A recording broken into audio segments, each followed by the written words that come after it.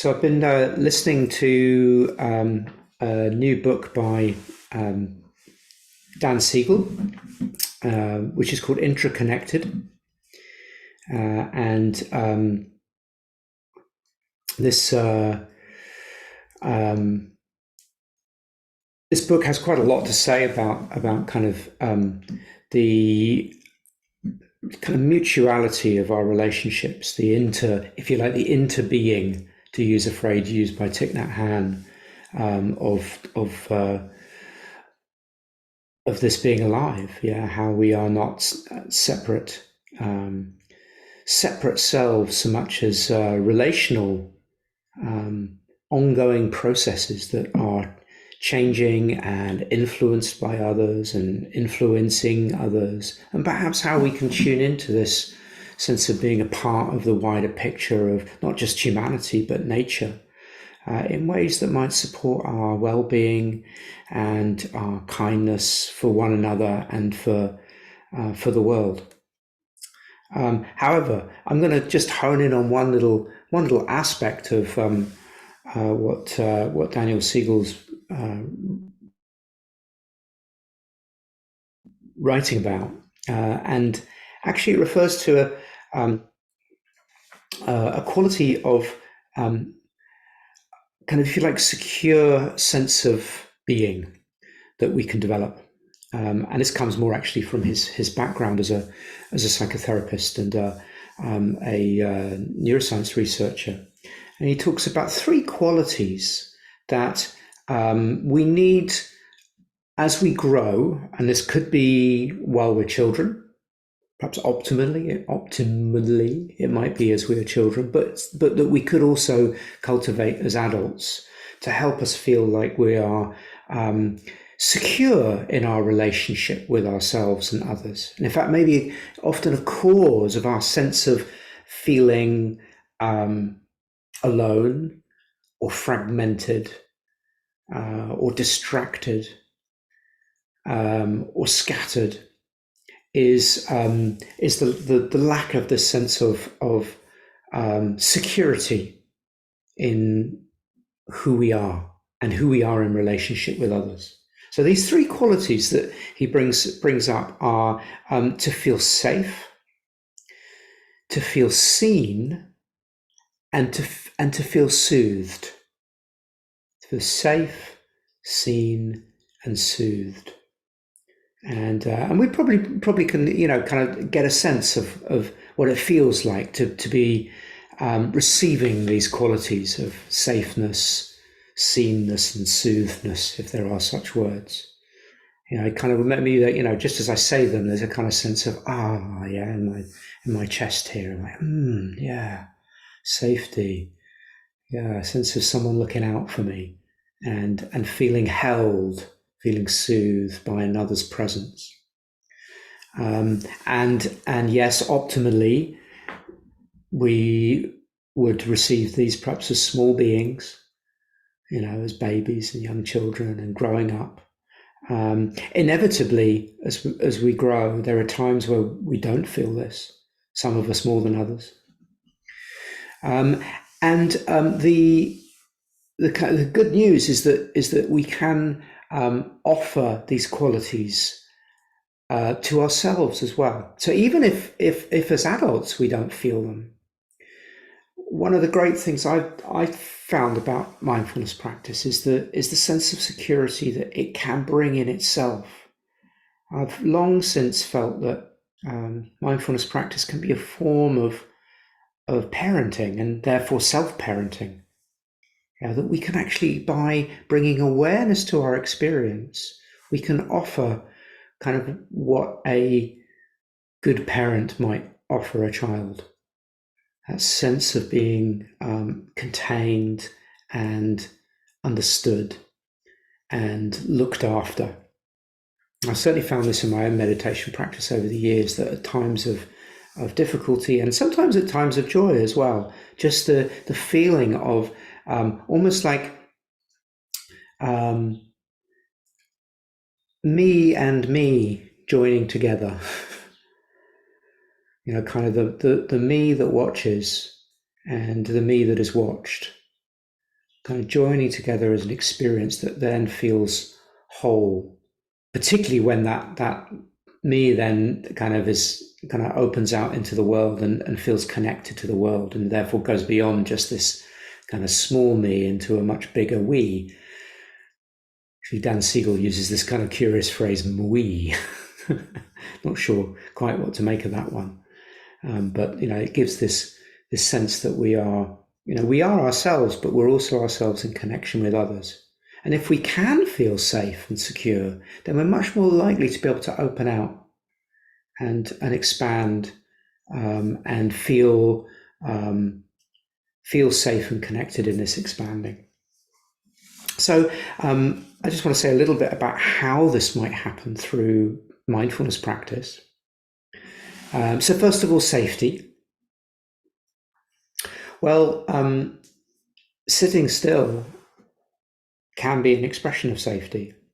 Right? We're all here tonight, and we must all feel safe enough in our environment that we are able to be connected to the internet, and you're listening to me speaking at the moment, and I'm presuming that you feel safe enough that you can give your attention to this. So actually just the expression of being here and being willing sometimes to close our eyes maybe and practice, is kind of we are saying to ourselves, I feel safe enough. And of course there are maybe times in people's lives where we don't feel, or they don't feel safe enough for this. And actually where it may be more appropriate to do something in that case. I would not suggest necessarily moving into a mindfulness practice if you are in a place of potential danger, physical danger, or you're being mistreated, maltreated. Actually, there may be, some action that would need to happen, or some help that would need to be got before, mindfulness practice would be appropriate. But if we do feel safe enough to stop and to look at what's going on, our meditation practice then becomes an expression of being willing to meet ourselves as we are, and to trust that that is safe enough. So sometimes when we meet ourselves as we are, we discover difficulty, we discover pain, we discover like really racing thoughts, we discover difficulties of various kinds, as well as sometimes discovering delights and joyfulness and wonder. But by being willing to stop and experience what's happening, there's a kind of a message that goes to the body, which is, I can be with this. It's okay to experience this. Like I don't need to run from this. I can hold what's happening. And quite often the body will respond to this. So if we habitually are running away from our experience, then to actually turn around and say, oh, it's all right.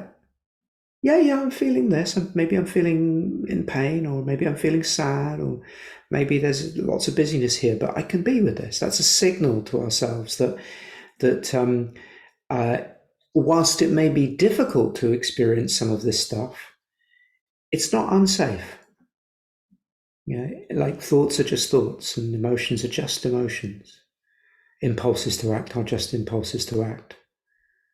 So there can be a kind of healing that comes just from saying, yes, I can stop, I can sit or lie down or stand, or however we're practicing, but I can actually rest in this moment as it presents, and that is safe enough.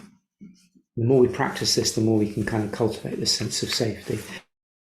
Certainly experienced this many times in my early practice.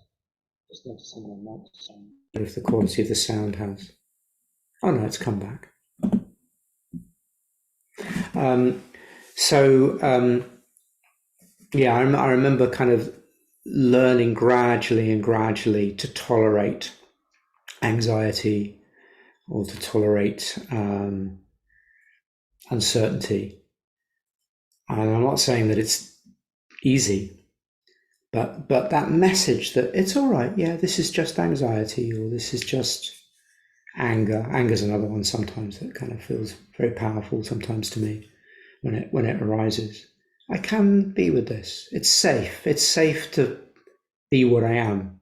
So when you all said at the beginning of the session, kind of how am I today? This sense of actually we're just labeling an experience, and all of these are part of the spectrum of normal human feelings. It's all right, whether we're distracted, whether we're anxious, whether we're excited, whether we're bored, whether we're feeling joyful. We're just naming something, and that's all right for now in this moment. And then being seen in mindfulness practice is the reflection that comes when we bring awareness to what's happening. We actually notice.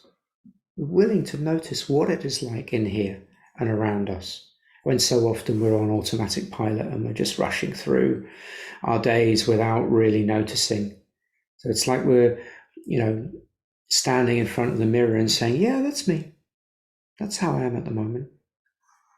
Not dissimilar, of course, to the sense of safety that comes from that recognition, but it's a kind of a reflection, seenness.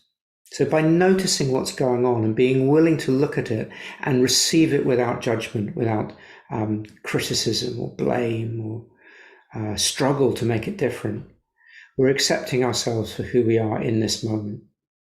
And we're not alone, because there's the other one in the mirror who's here with us. So this can be very reassuring too, because actually, we'll never leave ourselves. So long as we're alive, we never leave ourselves. We'll always be here.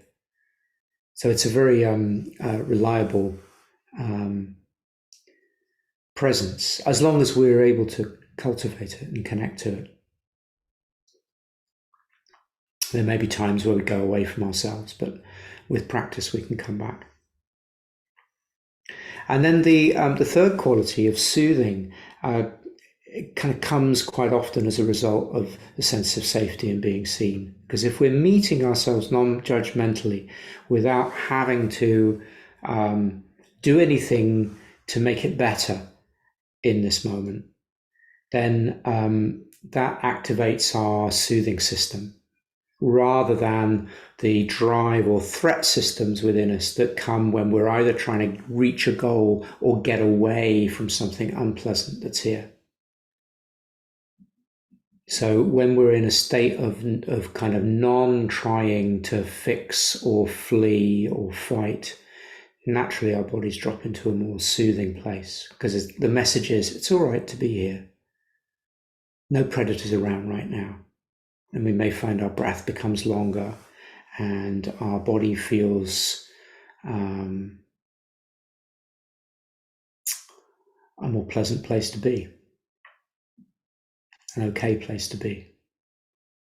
And even if it's a difficult place to be, there's soothing around this, a sense of a kind of an attitude of friendliness and of kindly presence that is in itself soothing. So we don't have to try to sort of get soothed. We just allow ourselves perhaps to drop into it. Although sometimes just by connecting to the breath and not having to follow the dictates of thinking can drop us into this as well. Yeah, so the dropping into our natural presence can sometimes allow it to come about more easily, this kind of soothing mode. And of course, if we feel safe and if we feel soothed and if we feel seen, our world starts to become kind of possible to open to. So rather than closing down, which comes more when we feel under threat, there's a possibility maybe of beginning to open up. And the more we open up and see that it's safe to do so, the more we can expand.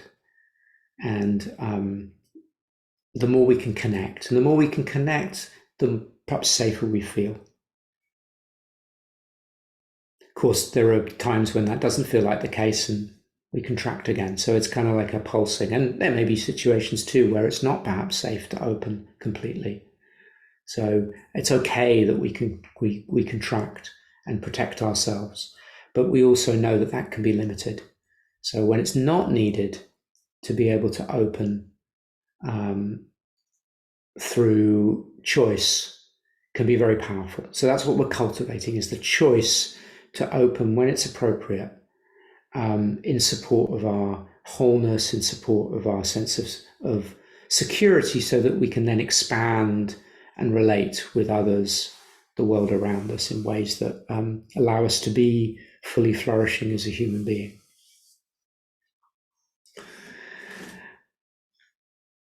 So, perhaps easy to talk about,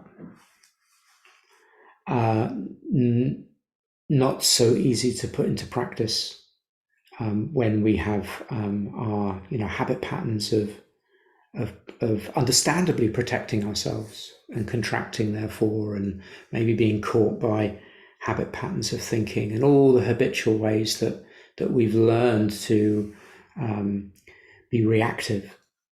So this is where our practice can come in.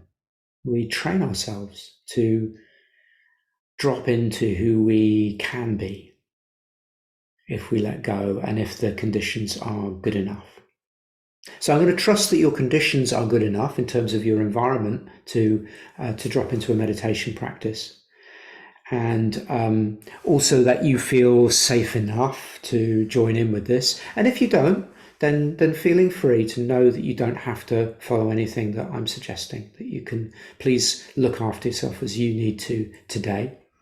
But assuming that you feel well enough to join in, I'm going to guide a practice which might help us to see if we can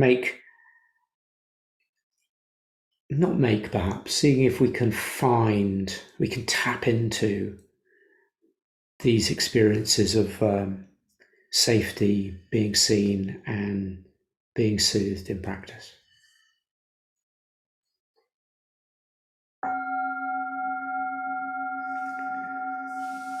So if it feels okay for you, we could close the eyes.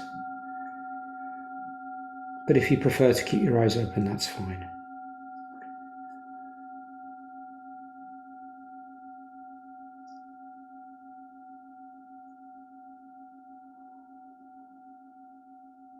And seeing if we can just let go of needing to understand anything now from a conceptual basis. So letting go of words,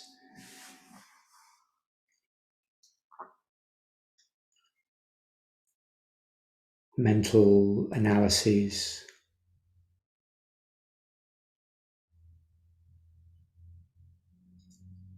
and bringing our attention into the experience of being a body. Can we feel the contact of the chair or cushion that we're sitting on and our body?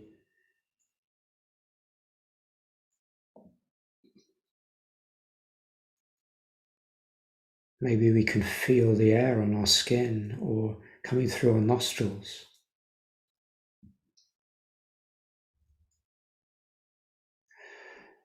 Noticing how this environment is keeping us alive moment by moment here. Whatever the conditions of our lives, whatever troubles we may be going through or challenges, right now there's breath here. Right now, the temperature is such that supports our being alive.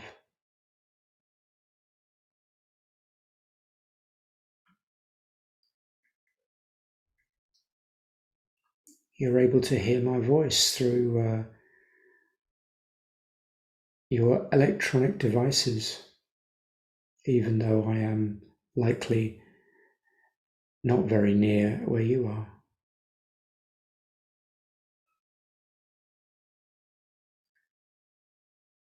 You're wearing clothing, keeping you warm or cool.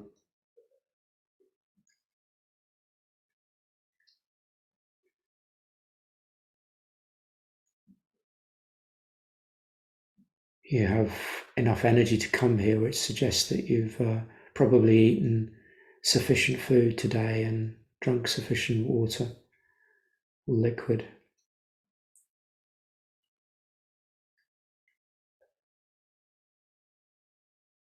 So in this moment, there's enough for this basic safety.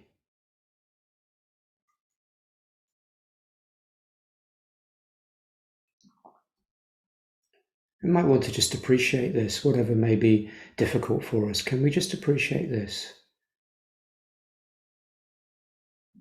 Yeah, good enough. Good enough at least to have got me here and for me to be sitting here now in stillness.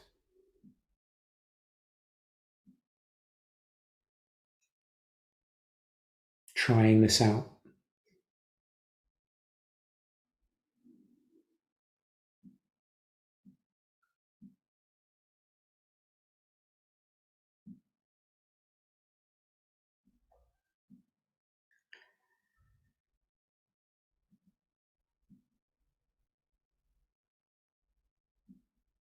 See if we can perhaps just revel in this sense of safety, particularly if our nervous systems are sort of telling us, giving us messages of not safety, which can sometimes come from what's going on in our thoughts, or maybe what's happened to us previously,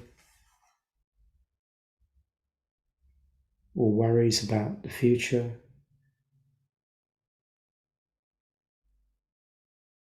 Right here, right now, my body is alive, sustained, and you are here for you. We are here for us.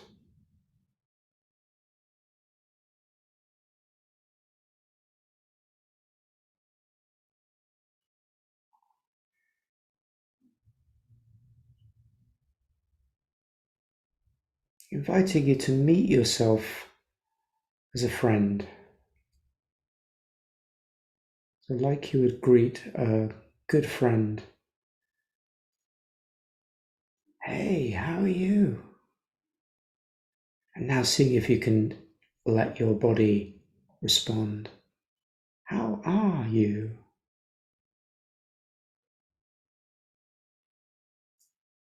And can we let go of judgments like, good or bad? And see if we can actually tune into the feeling tones of being this body. What are we noticing? Are we noticing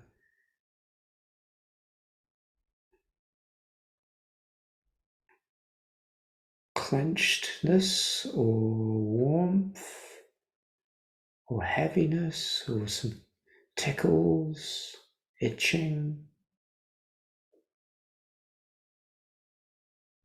fullness, hungry? Just checking in. What's going on in your body?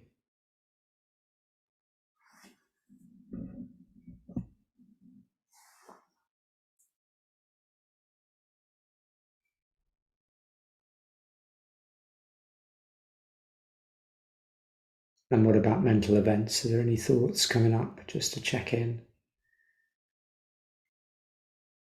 This is an invitation to be seen.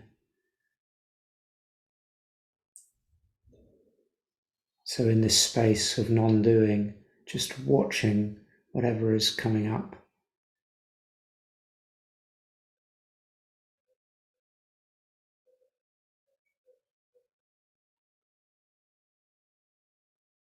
Moment by moment, seeing if we can receive it like a good friend.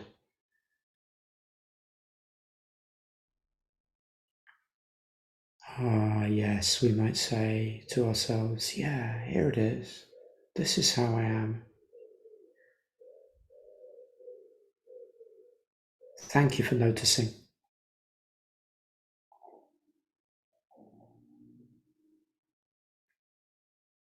to bask in this pause in which we're allowing our experience to be seen.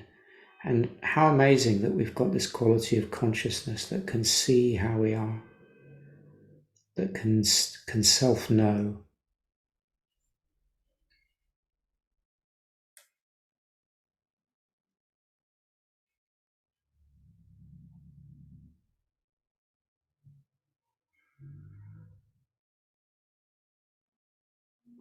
And it's nothing special that we need to create either. We find it just by resting in being. And naturally what arises is knowing of our experience.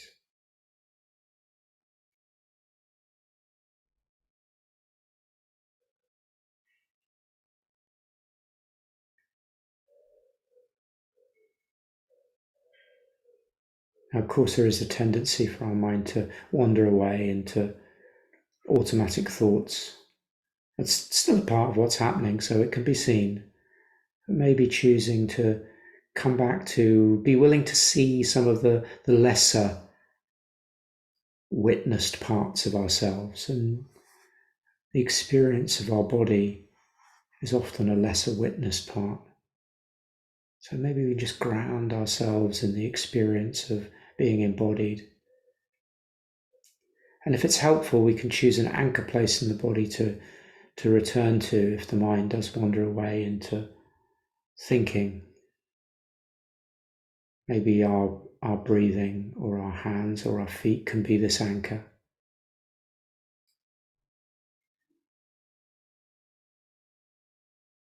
Coming back here whenever we notice there's been distraction, and just returning to presence in the body, letting our experience be felt.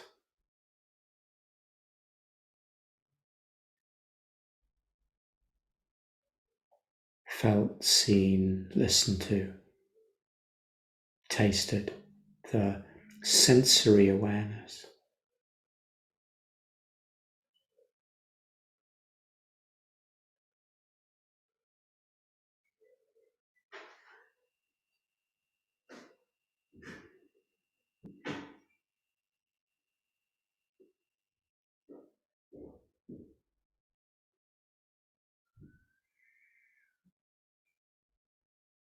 Yes, I see you.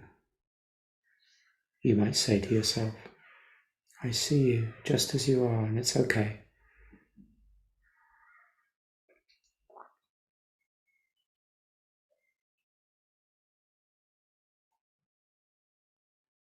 And in this place of stillness, of safety, of being seen,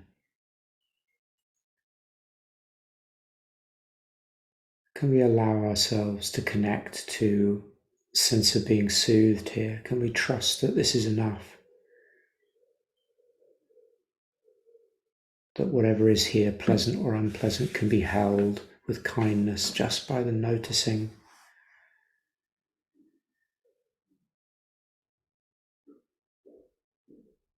You might like to drop into the feeling of breathing in the belly.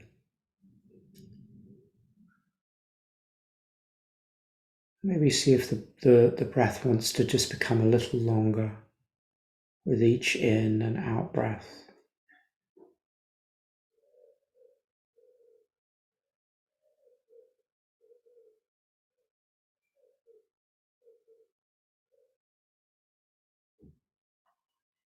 Breathing in, soothing.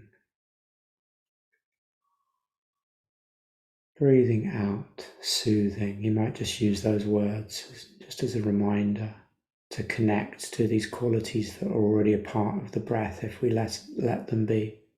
Breathing in, soothing. Breathing out, soothing. But not having to try and force anything, because that wouldn't be soothing. Just working with the moment as it comes.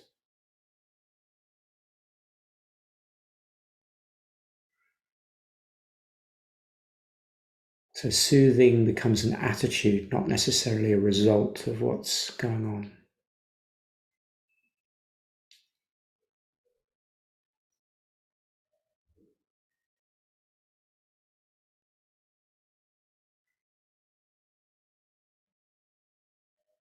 As the breath comes in, we might like to imagine that we're being caressed by the breath or gently rocked like a baby in a cradle. It's rocked by the in-breath, rocked, caressed gently by the out-breath.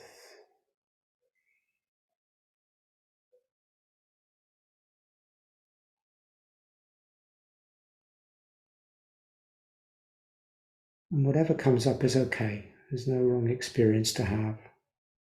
We can remember any experience that arises with kindness.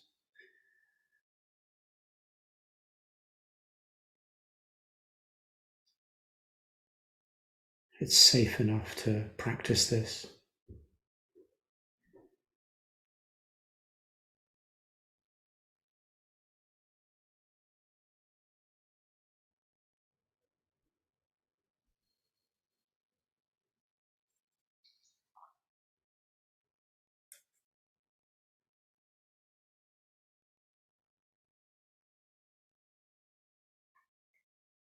Maybe we can bring all these together. So a sense of feeling safe in our sitting position, in the environment that we're in, physically safe. We're meeting our experience with a trust that it can be held moment by moment, allowing ourselves to be seen, whatever comes up, just as we are, in all our glory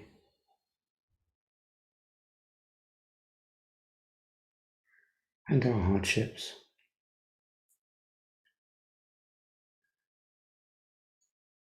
And in the being with this with kindness, inviting a sense of being soothed.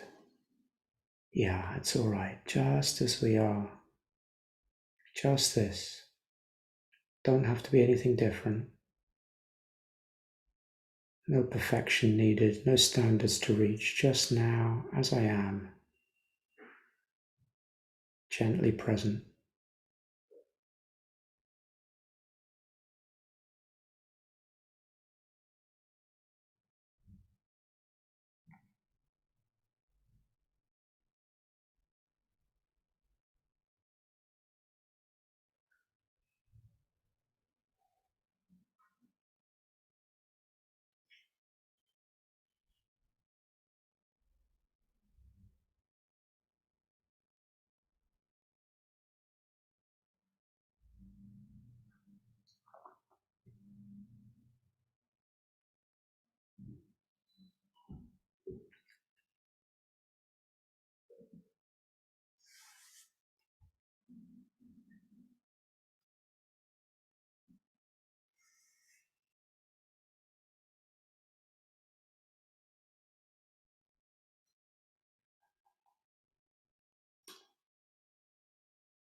Safe,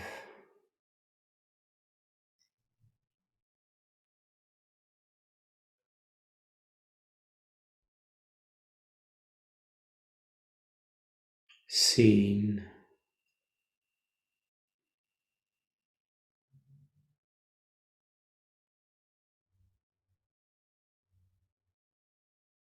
soothed,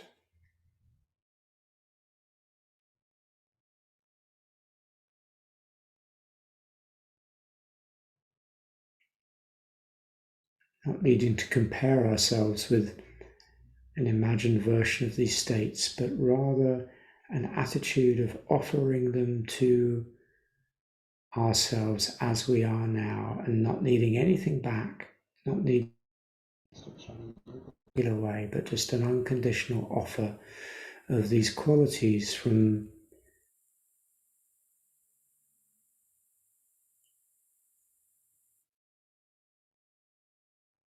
the part of us that can know ourselves.